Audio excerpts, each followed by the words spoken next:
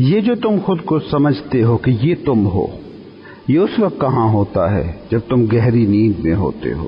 تمہاری شخصیت جو تم خود کو اپنے تعارف میں بتاتے ہو، وہ اس وقت فنا ہو جاتا ہے جب تم بے خواب گہری نیند میں ہوتے ہو، بہت گہری نیند میں، ایسی گہری نیند کہ جب خواب بھی اس میں شامل نہ ہوں۔ اس وقت تمہاری سوچیں، تمہارے تھاٹس کہاں ہوتے ہیں؟ وہی سوچیں، وہی تھاٹس جن سے ایگو سارا دن چلتی ہے۔ گہری نیند میں تمہاری باؤنڈریز کیا ہوتی ہیں، حدیں کیا ہوتی ہیں، میں اور تو کی تقسیم کیسے طے ہوتی ہے، کس ذات، برادری، قوم، پیشے، صنف سے تم ہو۔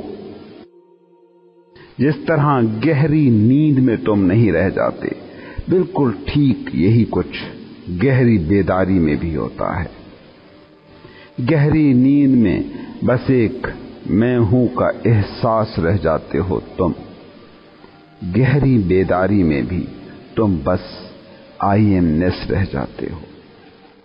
گہری نیند میں جیسے تم اپنے سارے لیبل کھو دیتے ہو، نہ شوہر، نہ بیوی، نہ مالک، نہ ملازم، کوئی بھی لیبل تمہارے پاس نہیں رہ جاتا۔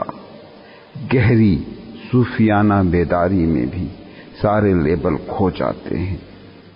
عام لوگوں کی گہری نیند اور صوفی کی گہری بیداری، دونوں میں ایک ہی واقعہ رونما ہوتا ہے۔ دونوں حالتوں میں تم پھیل کر کائناتوں پر محیط ہو جاتے ہو۔ دونوں حالتوں میں کچھ بھی مائنس یا جمع نہیں ہوتا، بس جو جھوٹ ہے وہ کھو جاتا ہے، جو انا ہے وہ ڈھہ جاتی ہے۔ جیسے گہری نیند میں تم ریئل میں گم ہو جاتے ہو، صوفی ویسے ہی بیداری میں، نیچر میں گم ہو جاتا ہے۔ پھر فطرت جو کرتی ہے وہ اس کے خلاف کوئی مزاحمت نہیں کرتا۔ مذہب کی زبان میں اسے کہیں تو کہیں گے تسلیم و رضا۔ وہ پھر ایکشن بھی کرتا ہے تو اس کے اندر کچھ ڈگمگاتا نہیں، وہ چلتا ہے مگر اس کے اندر کوئی ہوتا ہے جو رکا رہتا ہے۔ آپ نے کبھی دیکھا گاڑی میں بیٹھے آپ کو احساس ہوتا ہے کہ آپ چل رہے ہیں، لیکن آپ چل نہیں رہے ہوتے، آپ تو ایک ہی جگہ بیٹھے مگر گاڑی چل رہی ہے۔ صوفی فطرت کی رواں گاڑی میں بیٹھا ویسا ہی مسافر ہے جو نیچر کے ساتھ چل رہا ہے، مگر اس کے اندر کوئی پوائنٹ ہے جو رکا ہوا ہے۔ وہ چل رہا ہے یا پھر رہا ہے، سوچ رہا ہے یا لوگوں سے مل رہا ہے، دکان پر بیٹھا ہے، بڑھائی کا کام کر رہا ہے، موچی کا کام کر رہا ہے یا کوئی بھی بزنس کر رہا ہے، حرکت کر رہا ہے یا سو رہا ہے، اس کے اندر کچھ ہے جو رکنا جان گیا ہے، کچھ کرنے کی دھن جس میں نہیں ہے، کچھ ہونے کا جنون جسے نہیں چڑھا، کیونکہ وہ جو ہونے کو آیا تھا وہی وہ ہو گیا ہے۔ اب وہ ایکشن کرتا ہے مگر ڈوور کا کوئی خبط اس میں پیدا نہیں ہوتا۔ یہ میں نے کیا، یہ خیال اس میں نہیں آتا ہے۔ یہ ہے صوفی کی حالت کہ ایکشن تو ہوتا ہے مگر ایکٹر فنا ہو جائے۔ کبھی تم خود سے پوچھو کہ ہر وقت تم کچھ کر رہے ہو اور سوچ رہے ہو کہ میں کر رہا ہوں کہ کہیں پہنچ جاؤں، کیا تم ہی کر رہے ہو؟ تم کہتے ہو تم سانس لے رہے ہو، ایمانداری سے بتاؤ کیا تم ہو جو سانس لے رہے ہو؟ تم کہتے ہو کہ میں کھانا کھا رہا ہوں، کبھی تم یہ دیکھ ہی نہیں پاتے کہ کھانا بھوک کھاتی ہے، پانی پیاس پیتی ہے، جسم سانس لیتا ہے۔ جب زندگی کی یہ بنیادی ترین کام تم نہیں کر رہے تو جو کر رہے ہو اس پر کیوں تمہیں یہ وہم ہو گیا ہے کہ تم کر رہے ہو؟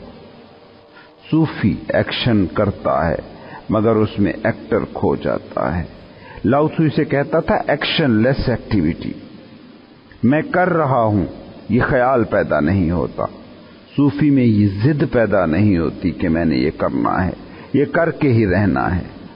وہ گول نہیں بناتا اور گولز کے حصول کے پیچھے پاگل نہیں ہوتا۔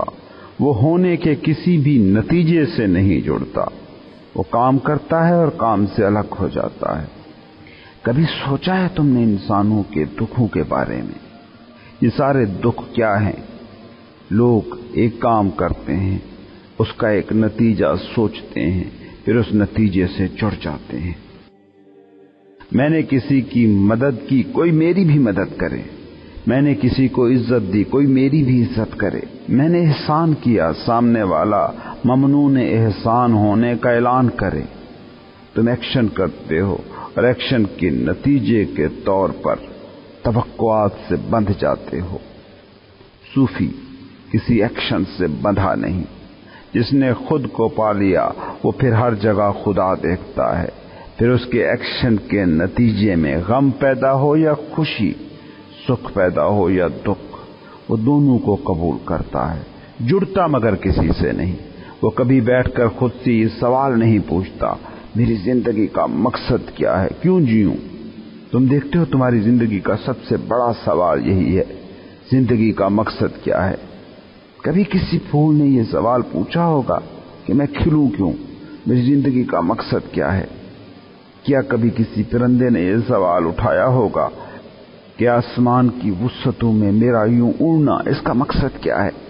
क्या कभी किसी गिलहरी ने अपने फुदकने के मकसद पर सोचना होगा। तुम मगर वाहिद मखलूक हो जो नौकरी करो या दुकान पर बैठो, मस्जिद जाओ या मंदिर जाओ, डिग्री पाओ, हमेशा एक सवाल करते हो, इसका मकसद क्या है। तुम मकसद हो, ये कभी नहीं सोचते। मकसद क्या है? एक्शन के नतीजे से जुड़ जाना। मैं ये कर रहा हूं, इसके नतीजे में ये चाहिए, ये है मकसद। वो मकसद पूरा हो गया तो खुशी, पूरा ना हुआ तो गम। तुम्हारी खुशियों और गमों की सारी दास्तान यही है। सोचो, अगर तुम किसी सूफी की तरह एक्शन लेस एक्टिविटी करते हो, एक्शन करते हो और उसके नतीजे से नहीं जुड़ते हो, तो तुम किसी भी पेन एंड प्लेयर साइकिल से नहीं जुड़ सकते। अना को मगर एक्शन के होने से भी ज्यादा एक्शन के नतीजों में दिलचस्पी होती है। देखते हो, तुम दफ्तर में बैठे काम कर रहे हो, किसी प्रोजेक्ट पे लगे हो, कुछ पढ़ रहे हो, कुछ भी कर रहे हो, दिमाग फौरन उस नतीजे की तरफ जाता है कि मुझे इससे मिलेगा क्या। तुम इस एक्शन के साथ जुड़ ही नहीं पाते। अना जुड़ना ही नहीं चाहती, ना ही अना मौजूदा लम्हे के किसी भी एक्ट से जुड़ना जानती है। क्योंकि जब आप इस वक्त हो रहे एक्शन में मुकम्मल तौर पर महव हैं, खो गए हैं, तो फिर आप लम्हे मौजूद में हैं। और लम्हे मौजूद में आपके होने का मतलब ये है कि माजी या मुस्तकबिल नहीं है। माजी या मुस्तकबिल ना होना, इसका मतलब है कि अब आप जी रहे हैं। आपके जरिए से अना आपको नहीं जी रही। अना के दुख सुख माजी या मुस्तकबिल से जुड़े होते हैं। माजी और मुस्तकबिल जो मर गया वक्त है, मुर्दा टाइम। और क्योंकि अना बुनियादी तौर पर कोई जिंदा वजूद खुद नहीं है, बल्कि मुर्दा एक थॉट फॉर्म है, तो वो उसी से यानी माजी और मुस्तकबिल से ही जुड़ सकती है। तुम जब लम्हे मौजूद में अपने किसी भी एक्शन से, चाहे वो हाथ धोने जैसा छोटा सा एक्ट भी हो, उससे जुड़ते हो तो तुम मौजूद हो जाते हो। क्योंकि ये पल लम्हे मौजूद जिंदा हकीकत है, इसको जिंदगी ही एक्सपीरियंस कर सकती है। और तुम में मौजूद रूह वाहिद चीज है जो जिंदा है। इसलिए सूफी कहता है कि जो दम गाफिल सो दम काफिर। और सूफी कहता है इस कायनात में जिंदा वजूद सिर्फ एक है और वो है खुदा। जिस दम आप लम्हे मौजूद में बतौर जिंदगी मौजूद हैं, जिस पल आप गाफिल नहीं हैं, कॉन्शियसली हरकत कर रहे हैं, उस वक्त आप जिंदगी को फील कर रहे हैं। और जिंदा इस कायनात में सिर्फ एक है, खुदा। इसलिए सूफियों के यहां सबसे बड़ी नेकी, बल्कि वाहिद नेकी एक ही तसव्वुर की जाती है, हजूरी, प्रेजेंस, अलर्ट प्रेजेंस, जिसमें आप अपने लम्हे मौजूद में मौजूद होते हैं। मौलाना रूमी मसनवी मानवी के एक मिसरे में कहते हैं, सूफी इस पल का बेटा है, उसका कोई मुस्तकबिल नहीं होता, उसका कोई माजी नहीं होता। जब तुम एक्शन करते हो और एक्शन से ही जुड़ते हो तो तुम इस पल में होते हो। लेकिन जब तुम एक्शन के नतीजे या उस एक्शन के माजी से जुड़े होते हो तो उस वक्त तुम्हारी अना होती है, तुम नहीं होते। इस सारी बात का ये मतलब नहीं कि कुछ ना करो, इसका बस इतना सा मतलब है कि कुछ भी करने से तुम्हारे होने का कोई ताल्लुक नहीं है। तुम किसी एक्शन के नतीजे से जुड़े कोई कठपुतली नहीं हो, तुम जिंदगी हो, वो जिंदगी जिसका तुम्हारे एक्शन के नतीजों से कोई लेना देना नहीं। जब तुम जिंदगी में मकसद बनाते हो तो उसका यही मतलब होता है कि तुम्हें इस वक्त हो रहे एक्शन से कोई लेना देना नहीं, बल्कि इसके नतीजे में जो मिलेगा उसमें तुम्हारी दिलचस्पी है। यही तुम्हारा तालीमी निजाम कर रहा है और यही इसका सबसे बड़ा मसला है। हर बच्चा आगे आने वाले इम्तिहान के लिए पढ़ रहा है, उसके जहन में यह आ ही नहीं रहा कि इस वक्त बैठकर पढ़ना खुद अपनी जात में मकसद हो सकता है। और स्टूडेंट ही नहीं, इस समाज के हर पेशे, हर काम से जुड़ा हर शख्स अपने कामों के नतीजों से जुड़ा बैठा है और इसी जुड़ाव की वजह से, इसी आइडेंटिफिकेशन की वजह से दुख और बोरियत का शिकार है।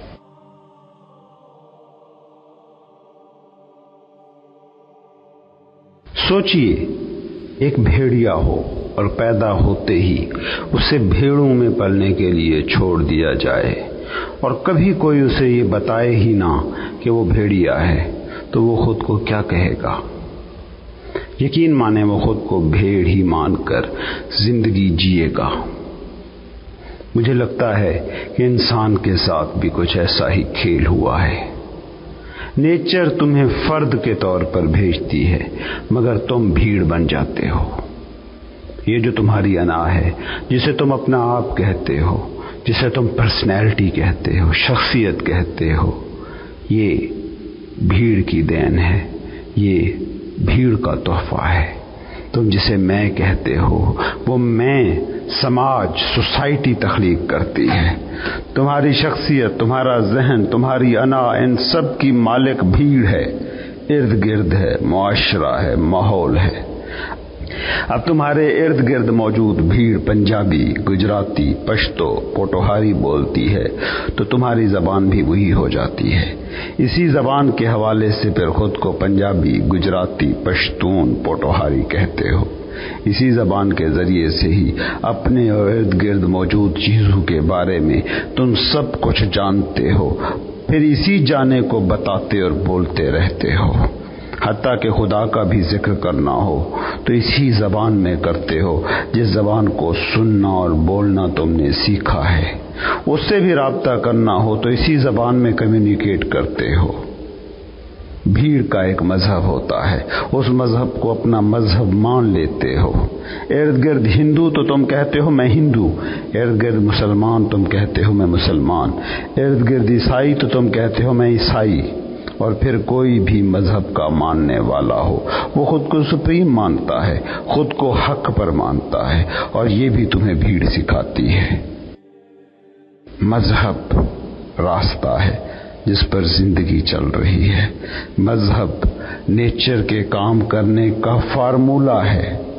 रास्तों पर आंखें खोल कर चलो तो ही मंजिलें मिलती हैं, और जो आंखें खोल कर जिंदगी के रास्ते पर चल रहा है वो मेरी नजर में मजहबी है। तुम उस रास्ते पर आंखें बंद करके चलो तो भीड़ के साथ दौड़ रही भेड़ हो और कुछ नहीं। हाँ, जाग कर चले, जिंदगी को जाग कर जिया, होश से जिया, बेदारी से जिया, कॉन्शियसली जिया, अवेयर होकर जिया, तो फिर तुम मजहब से एक और सतह पर जुड़ते हो, वो सतह जिस पर सूफी मजहब से जुड़ता है। भीड़ का मजहब तुम्हारा मजहब हो ही नहीं सकता, वो तो बस एक नाम है जो तुमने भीड़ से सुनकर अपना लिया है। जैसे तुमने पंजाबी पश्तून का लेबल मान लिया, जैसे गुज्जर, अराई, राजपूत, बलोच, पश्तून का लेबल अपना लिया, जैसे कौमियत अपनाई। तुम्हारे इर्द गिर्द भीड़ पढ़ी लिखी थी, तुम भी पढ़े लिखे होगे। इर्द गिर्द भीड़ अनपढ़ गरीब है तो तुम भी वही हो गए। जो भी तुम खुद को समझते हो, इस सब को सोचना, वो सब भीड़ की इनायत है, वो तुम्हारी कमाई है ही नहीं। इसलिए मैं कहता हूं कि तुम्हारी अना, मैं, तुम्हारी पर्सनैलिटी भीड़ की इनायत है। ये तुम्हारी जिंदगी के तजर्बों से निकला कोई ज्ञान नहीं है, ये बस सीखा हुआ है। तोते की तरह तुमने कुछ चीजें रट ली हैं और भैंस की तरह उनकी जुगाली कर रहे हो और भेड़ों के रेवर की तरह चले जा रहे हो। جو تمہارا ریئل سیلف ہے وہ خدا کا عطا کرتا ہے، وہ زندگی کا تحفہ ہے، وہ کسی بھیڑ نے نہیں بنایا ہے، اس کو کوئی سماج نہیں جانتا، اس کا کوئی جسم نہیں، اس کا کوئی مائنڈ نہیں، وہ زندگی کو الگ ہی ڈھنگ سے تجربہ کرتا ہے، اس میں سماج کا کوئی عمل دخل نہیں ہوتا۔ اس کو یوں سمجھو، ایک شخص ہے، اس کو تم دیکھ رہے ہو، دنیا بھی دیکھ رہی ہے کہ وہ ہنس رہا ہے، مسکرا رہا ہے، لیکن اس پر جو بیت رہی ہے اس کو صرف وہی جانتا ہے۔ ہو سکتا ہے وہ مسکرا رہا ہو مگر اندر سے بہت دکھی ہو۔ تم خود نہیں دیکھتے کہ تم پریشان بیٹھے ہوتے ہو، بچہ آ کر ہنستا ہے تو تم بھی اس کے ساتھ ہنسنے لگ پڑتے ہو۔ تمہارا کام کرنے کو دل نہیں کر رہا ہوتا، باس آ گیا، تم کام میں جٹ گئے۔ وہ جو اندر بیٹھا تم ہے، اس پر اس بھیڑ کا، اس سماج کا، اس معاشرے کا کوئی بس کبھی نہیں چلتا۔ بھیڑ کا بس چلتا ہے تمہارے جسم پر۔ تم مسلمان ہو اور ہندوؤں والا لباس پہن کر باہر نکل آئے تو بھیڑ تم پر اپنا زور چلائے گی۔ تم ہندو ہو اور مسلمان ہونے کا اعلان کر دیا تو مسجد مندر کی جنگ شروع ہو جائے گی۔ بھیڑ کا بس چلتا ہے تمہارے ایکشنز پر، تمہارے ظاہر پر، تم نے کیا کرنا ہے کیا نہیں کرنا، اس پر بھیڑ کا بس چلتا ہے۔ تمہاری زندگی کے تجربے پر بھیڑ کا کوئی بس نہیں ہے۔ باتھ روم میں تم کھل کر گا سکتے ہو، لیکن محفل میں تمہیں گانے کے لیے کہا جائے تو زبان لڑکھڑا جاتی ہے۔ تمہارے سارے ایکشنز بھیڑ کو سامنے رکھ کر طے ہوتے ہیں، محفل کو سامنے سوچ کر ترتیب پاتے ہیں۔ بھیڑ کا بس چلتا ہے تمہاری سوچوں پر۔ ارد گرد ماحول سے حاصل شدہ حسی معلومات وہ ڈیٹا ہے جن کی جمع تفریق سے دماغ سوچوں کی پوری دنیا تراشتا ہے۔ مثال کے طور پر تم پاکستان میں ہو اور گلی میں کسی اسکرٹ پہنی لڑکی کو دیکھا تو تمہارے تھاٹس ہوں گے یہ بے حیائی ہے، یہ بے غیرتی ہے، یہ کیا دور آ گیا، ہائے ہماری ثقافت لٹ گئی، اور ایسی ہی کئی اور سوچیں۔ لیکن اگر تم امریکہ میں ہو تو اسکرٹ پہن کر گزرنے والی لڑکی ایسی کوئی بھی سوچ تم میں پیدا نہیں کر پاتی، بلکہ وہاں اس کے برعکس ہوتا ہے کہ وہاں برقعے میں کوئی لڑکی مل جائے تو امریکی اپنی روایات، اپنی ثقافت کے لٹ جانے کا ماتم منانا شروع ہو جاتا ہے۔ تمہارا جسم، تمہارے عمل، تمہارے تھاٹس، یہ سب بھیڑ کے ہیں، یہ سب سماج کے ہیں، یہ سب معاشرے کے ہیں، سوسائٹی کے ہیں۔ اس لیے تم جسم، سوچوں، ایکشنز کو ہمیشہ اپنی سوسائٹی کے معیار کے مطابق ڈھالتے رہتے ہو، اسی سوسائٹی کے مروجہ معاشی، سماجی، سیاسی ڈھانچوں کی خدمت کرتے مر جاتے ہو۔ سماج کی سوچ ہے کہ دولت مند ہونا اچھا ہے اور غریب ہونا برا۔ تم تمام عمر کیا کرتے ہو؟ دولت کے پیچھے بھاگتے ہو اور غربت سے دور۔ سوسائٹی سوچتی ہے کہ مذہبی ہونا اچھا ہے اور غیر مذہبی ہونا برا۔ تم ساری زندگی نیکی کی ایکٹنگ کرتے گزار دیتے ہو۔ اپنے بچپن میں جب ہم نمازیں پڑھنے جاتے تھے تو اگر اس وقت مسجد میں ہمارا باپ یا استاد یا کوئی اور بزرگ ہوتا تھا تو ہماری نماز میں خضوع و خشوع کا لیول ہی کچھ اور ہو جاتا تھا، لیکن جب ہم اکیلے پڑھتے تھے تو 1 منٹ میں نماز سے فارغ۔ اب اس نماز کا مذہب سے کوئی لینا دینا نہیں تھا، بھیڑ سے اس کا لینا دینا تھا، سماج میں قبولیت یا عدم قبولیت سے اس کا لینا دینا تھا۔ سوسائٹی کہتی ہے کہ اچھا مرد یہ ہوتا ہے، سارے مرد وہی ایکٹنگ کرتے گزر جاتے ہیں۔ سوسائٹی کہتی ہے اچھی عورت یہ ہوتی ہے، ساری زندگی عورت خود اپنا گلا گھوٹتے گھوٹتے مٹ جاتی ہے۔ اس بات کو سمجھو کہ انا کے طور پر زندگی کا جو تجربہ تم کرتے ہو وہ تمہارا تجربہ ہوتا ہی نہیں ہے، وہ سماج کا تجربہ ہوتا ہے۔ اور سماج کیا ہے؟ محض ایک تھاٹ، ایک آئیڈیا، ایک آدرش۔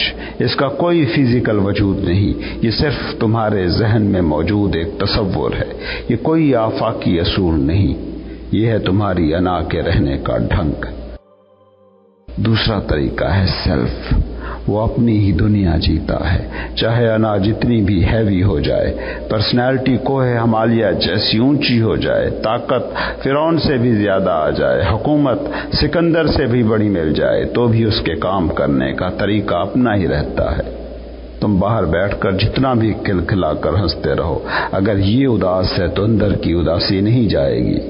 باہر کا کوئی ایکشن اس سیلف کو چھوتا نہیں، کوئی تھاٹ فارم اس پر اثر نہیں کرتی۔ بادل پورا آسمان چھپا دیتے ہیں، سورج کو چھپا دیتے ہیں، نقلی آسمان بن جاتے ہیں، مگر وہ آسمان پر ذرہ بھر بھی اثر نہیں ڈال سکتے۔ بالکل ایسے ہی آپ کی روح تھاٹس ایکشن کے بادلوں میں چھپ سکتی ہے، آپ کے سیلف کی آواز باہر کے شور میں دب سکتی ہے، مگر یہ اس پر اثر انداز نہیں ہو سکتی۔ انا بادل ہے، سیلف آسمان ہے۔ سیلف تک پہنچنے کے لیے بس بادل ہٹنے کافی ہیں، یہ جان لیا جانا کافی ہے کہ یہ بادل ہیں، آسمان تو اس کے پیچھے ہے۔ بادلوں کو مٹانے کی بھی ضرورت نہیں ہوتی، بس یہ اویئرنس کافی ہے کہ بادلوں کے پیچھے آسمان موجود ہے۔ میں کو بھی مٹانا، برباد کرنا نہیں ہوتا۔ جو ایکشن کی تمہاری دنیا ہے اس سے بھاگنا نہیں ہوتا، دماغ کو تھاٹس سے پاک نہیں کرنا ہوتا، بس یہ جان لینا کافی ہے کہ میں، ایگو، انا بادل ہے، اور بادلوں کے پیچھے ایک اور میں کا آسمان ہے، جو ایک ہے، جو کل ہے، جو واحد ہے، جو حقیقت ہے، جو ریئلٹی ہے۔ بادل گھنے ہو سکتے ہیں، بادل چھدرے ہو سکتے ہیں، دودھیا، ہلکے، بھورے، سیاہ، سفید ہو سکتے ہیں، مگر آسمان کا رنگ ہمیشہ ایک رہتا ہے۔ انائیں بھی مختلف ہو سکتی ہیں، مگر انا کے پیچھے جو آئی ایمنس کا آسمان ہے وہ ہمیشہ ایک ہی حالت میں رہتا ہے۔ وہ آپ کو نظر آئے نہ نظر آئے، بس یہ فہم کافی ہے کہ وہ موجود ہے۔ صوفی جس میں کو مٹانے کی بات کرتے ہیں وہ یہ نہیں ہوتا کہ ان کا جسم نہیں رہتا، یا وہ کوئی ایکشن نہیں کرتے، یا ان کے ذہن میں کوئی تھاٹ پیدا نہیں ہوتا، یا وہ اپنی فیملی اور سوسائٹی کی ضرورتوں سے بے خبر ہو جاتے ہیں، بلکہ اس کا بس اتنا مطلب ہے کہ وہ انا کو بادل سمجھتے ہیں، اور ان میں یہ شعور ہر وقت حاضر رہتا ہے کہ بادلوں کے پیچھے ان کی آئی ایمنس کا آسمان موجود ہے۔ صوفی کسی کے دکھ میں دکھی ہوتا ہے، بیماری سے بچنے کی کوشش کرتا ہے، لوگوں کی فلاح کے لیے کام کرتا ہے، ان کو مشورے دیتا ہے، وہ سب کرتا ہے جو ایک ڈاکٹر بطور ڈاکٹر کرتا ہوگا، جو ایک مشیر بطور مشیر کرتا ہے، جو ایک وکیل بطور وکیل کرتا ہے، مگر وہ اس ریئلٹی کو کبھی پس پشت نہیں ڈالتا کہ یہ سب عارضی ہے، یہ سب مٹ جانے والا ہے، یہ بس جھیل کی سطح پر اٹھ رہی لہریں ہیں، یہ سب بس آئی ایمنس کے آسمان پر چھائے بادل ہیں۔ میں کو مٹانے کا تعلق کسی خاص طرز زندگی سے نہیں کہ محل چھوڑ دیا اور جنگل میں جا کر کٹیا بسا لی۔ یہ عین ممکن ہے کہ کوئی محل چھوڑ کر جائے اور جنگل میں کٹیا بنا لے، مگر اس کی میں نہ مٹے بلکہ اور بھی مضبوط ہو جائے۔ ہو سکتا ہے وہ کٹیا میں بیٹھا سارا دن اس بات پہ سوچتا رہتا ہو کہ یہ دنیا والے کتنے احمق ہیں، اپنے چھوٹے چھوٹے گھر نہیں چھوڑ سکتے، مجھے تو دیکھو میں محل چھوڑ کر آ گیا۔ اب اس کی انا محل میں رہنے والے شخص کی انا سے کہیں بڑی ہو گئی ہے، کیونکہ وہاں بھی وہ بادلوں سے جڑا تھا اور یہاں بھی وہ بادلوں سے جڑا ہے، بس وہ بادل سفید تھا، یہ سیاہ ہے، اور کوئی بھی فرق نہیں پڑا۔ وہ صوفی نہیں ہو گیا ہے، وہ اب بھی ایکٹ سے جڑا ہے۔ پہلے وہ محل کے باسی کا ایکٹ نبھا رہا تھا، اب وہ کٹیا میں بیٹھا سنیاسی کا ایکٹ نبھا رہا ہے۔ چھوڑنا ہو یا پکڑنا ہو، دونوں ہی انا کے ایکٹ ہیں۔ سیلف نہ چمٹتا ہے نہ بھاگتا ہے، وہ تو بس ایک پیور اویئرنس ہے، ایک جاننا، ایک سمجھ، ایک شعور، ہر لمحہ الرٹ پریزنس، حضوری کی حالت۔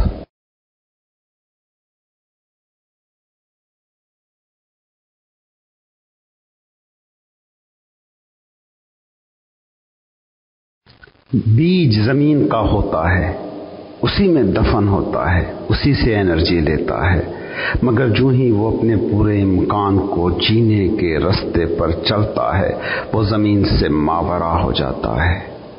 ہاں، ہر بیج امکان کو نہیں جی پاتا، ہر بیج درخت نہیں بن پاتا، اس میں قصور اس کا اپنا ہی ہوگا، کیونکہ نیچر نے ہر بیج میں درخت کو چھپا کر ہی زمین پر بھیجا تھا۔ تم بھی زمین کے لگتے ہو مگر تم ہو نہیں۔ جس دن تم میں رکھا امکان پھوٹا، یہ جانو گے تو تب ہی۔ बीज की हालत में कभी ये नहीं जान सकता कि वो दरख्त भी हो सकता है। तुम्हारे सामने कोई सेब का छोटा सा बीज रखे और कहे कि देखो ये कितना बड़ा दरख्त है, लाखों इसमें फूल लगे हैं, लाखों इसमें सेब लगे हैं, तो तुम भी ना मान पाओगे। तुम भी कहोगे कि बकवास कर रहा है, तुम भी कहोगे कि गैर हकीकी, गैर अमली लफ्फाजी के सिवा कुछ नहीं है। मगर जो कह रहा है वो सच कह रहा है। ये सेब का बीज अगर दुरुस्त जगह पड़ गया, मौजू माहौल इसको मिल गया, इसमें खिलने की उमंग जाग उठी, इसने अपनी अना को मिटाने का अहद करके अगर खुद को मट्टी कर लिया, तो ये सब बातें उसकी बाबत सच हैं। तुम भी सेब का वही बीज हो, लामहदूद इम्कानात से भरे। जिस दिन तुमने खुद को जाना, जिस पल तुम अपने होने पर गौर करने के लिए बैठ गए, जिस दिन तुम अनाज से मावरा खुद को देख सके, जब तुम थॉट से ऊपर जाकर अपनी हस्ती को देख पाए, तो पीसफुलनेस के लाखों फूल तुम पर खिलेंगे, ब्लिसफुलनेस के हजारों फल तुम पर लगेंगे। तुम एक सिलसिले की बुनियाद बन जाओगे। जैसे एक बीज लाखों करोड़ों बीज तख्लीक कर सकने की हिम्मत रखता है, तुम भी वैसे ही हो जाओगे। अना मिटते ही ये सारे इम्कान हकीकी हो जाते हैं। और अना का मिटना क्या है? बस जान लेना कि ये अना है जो मैं बनकर ऑपरेट कर रही है। अना अंधेरे में पड़ी रस्सी के सिवा कुछ नहीं, जो सांप होने का धोखा दे रही है। लाइट जल जाए, रोशनी हो जाए, नूर फैल जाए, तो रस्सी बनकर बेवकत हो जाती है। उसमें सांप बनकर डराने की सलाहियत मिट जाती है। अना तुम्हारे हकीकी सेल्फ का साया है, और साया कभी जिस्म नहीं होता। जिस्म मिट जाए तो साया कहाँ है? तुम में बेपाया खुशी के फल छुपे हैं, तुम में बेतहाशा मुसर्रत का फल मौजूद है। तुम्हें अपनी मौजूदा हालत को देखकर शायद ये यकीन ना आए, जैसे बीज को बीज की हालत में यकीन नहीं आता कि उसमें दरख्त बनने के सारे इम्कानात पोशीदा हैं। मगर यकीन मानो, इस धरती पर ऐसे लोग गुजरे हैं, गुजरते रहेंगे, अब भी मौजूद हैं कि जिंदगी जिनका बोझ नहीं, जो ज़मीन के हैं मगर ज़मीन के होकर भी ज़मीन के नहीं हैं, जो कमल बन गए हैं। कमल को गौर से देखो, कीचड़ में उगता है मगर एक दिन कीचड़ से ऊपर उठ जाता है, कीचड़ से मावरा हो जाता है। जिंदगी की हर शक्ल जो मौजूद है वो कमल है। हर जिंदगी में कीचड़ से ऊपर उठने की सलाहियत, पोटेंशियल, इम्कान मौजूद है। मगर तुम्हारा अलमिया ये है कि तुम शराब को खुद मान बैठे हो, अना को अपना आप कहने लगे हो, साए से खुद को एक कर लिया है। गौर करना, कभी तुम्हें नजर आएगा तुम इस जमीन के नहीं हो, न हो सकते हो। तुम तो अफलाक के बेअंत खलाओं से जुड़े हो, जो है वो खला ज्यादा है और मादा कम। तुम अपने जिस्म के खुलियों को देखो, वो खुलिये जिनसे मिलकर तुम बने हो। हर एक इंसानी खुलिया 99.99% से भी कहीं ज्यादा खला है।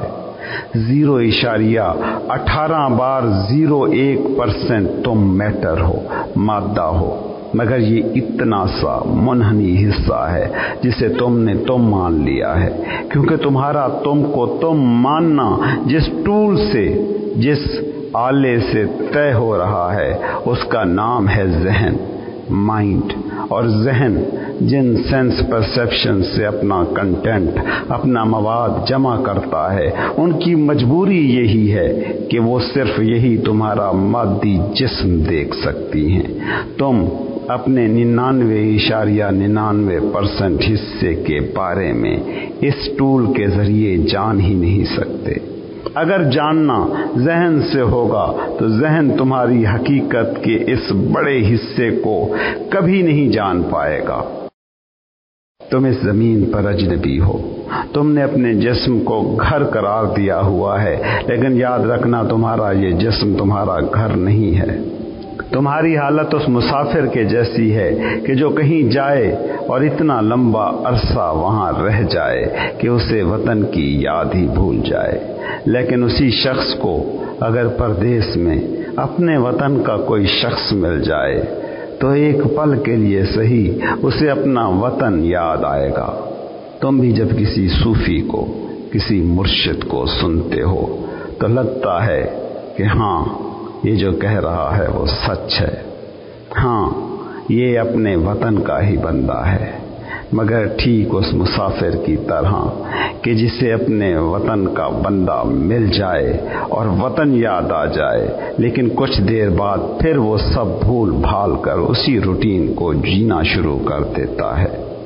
تم بھی صوفی کی بات، مرشد کی بات کو سن لیتے ہو، کچھ اندر تمہارے جاگتا بھی ہے، مگر پھر تم جب روٹین کی زندگی کی طرف جاتے ہو تو سب بھول بھال جاتے ہو، پھر وہی 0.18/01% کی دنیا تمہاری دنیا بن جاتی ہے۔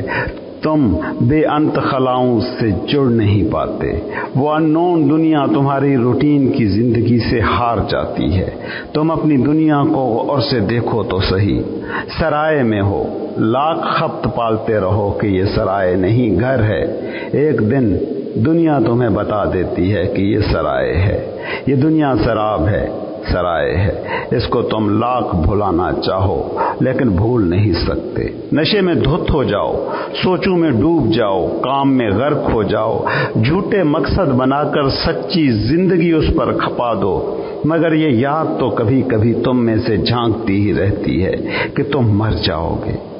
موت کا کانٹا تو تمہیں چبھا ہی ہوا ہے، اس سے بھلا کیسے نجات پاؤ گے؟ یہ جس دنیا کے چھٹ جانے کا ہر دم تمہیں خدشہ ہے، خوف ہے، وہ دنیا ریئل کیسے ہوئی؟ وہ تمہاری کیسے ہے؟ تمہاری دنیا تو اس 0.009% میٹر سے باہر کی دنیا ہے۔ وہ خلا، وہ سپیس، وہ فلک ہو تم جو تمہارا 99.99% سے بھی زیادہ ہے۔ یہ ہے تمہاری دنیا، اور یہ کوئی ذرائع نہیں ہے، یہ کوئی ایسا مقام نہیں کہ جہاں تم نے مٹ جانا ہے۔ کیسے مٹو گے؟ سوچو نا، تم نے ایک غبارے میں ہوا بھری، وہ غبارہ وہاں سے 10 میل دور لے گئے، وہاں جا کر وہ غبارہ پھٹ گیا۔ اب کیا کہو گے کہ غبارے سے جو خلا آزاد ہوا ہے وہ کہاں کا ہے؟ کیا یہ خلا وہیں کا ہے؟ کیا یہ خلا یہاں کا ہے جہاں غبارہ پھٹا؟ نہیں، وہ خلا کہیں کا نہیں ہے، وہ ہر کہیں کا ہے۔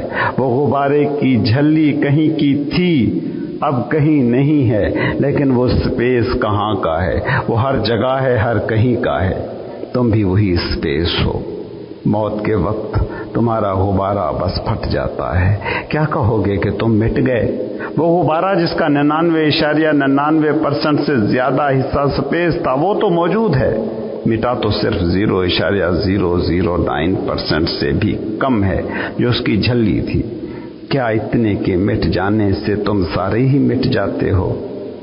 تم جسم کا یہ مکان نہیں ہو جو سیلز کی اینٹوں سے بنا ہے، تم تو وہ سپیس ہو جو اینٹوں کے درمیان موجود ہوتی ہے، جس کی وجہ سے مکان ہے۔ مکان کیوں مکان ہے؟ اینٹوں کی وجہ سے نہیں، دروازوں کی وجہ سے نہیں، چھتوں کی وجہ سے نہیں، اس سپیس کی وجہ سے جس سپیس میں تم موو کر سکتے ہو۔ اگر مکان کے سارے کمرے اینٹوں سے بھر دیے جائیں تو کیا تم ایسے مکان کو مکان کہو گے؟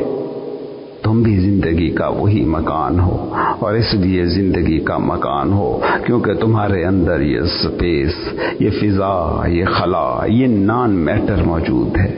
میٹر کے مٹ جانے سے تم نہیں مٹتے، جیسے مکان کے مٹ جانے سے مکان کی گنجائش، سپیس نہیں مٹتی۔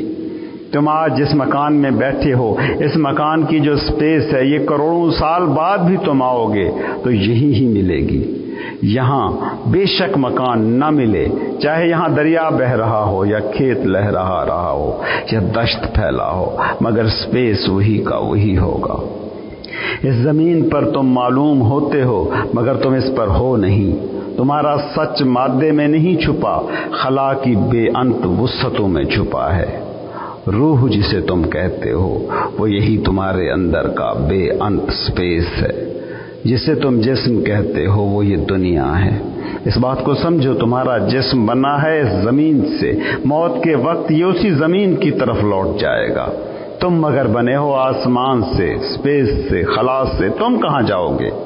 تم امریکہ میں پیدا ہوئے، افریقہ میں تم مرے، تو زمین کے بارے میں تو تم کہہ سکتے ہو کہ میٹر امریکہ کا تھا، افریقہ پہنچ گیا، لیکن وہ جو تمہارے خلیوں میں بھرا سپیس ہے، وہ جو خلا ہے، وہ جو تم میں موجود آسمان ہے، وہ جو تم میں حقیقی تم ہے، اس کو کیا کہو گے کہ یہ امریکہ کا ہے یا افریقہ کا؟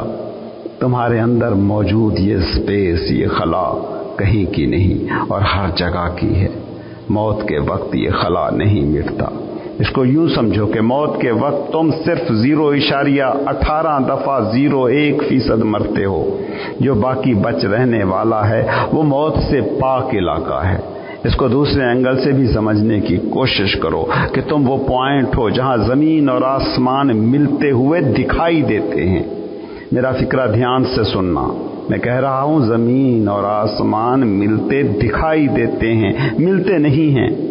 تم نے افق دیکھا ہے، وہاں لگتا ہے کہ زمین آسمان مل گئے، لیکن اگر تم چلتے ہوئے اس پوائنٹ تک پہنچ جاؤ جہاں زمین و آسمان تمہیں ملتے دکھائی دے رہے تھے تو کیا پاؤ گے؟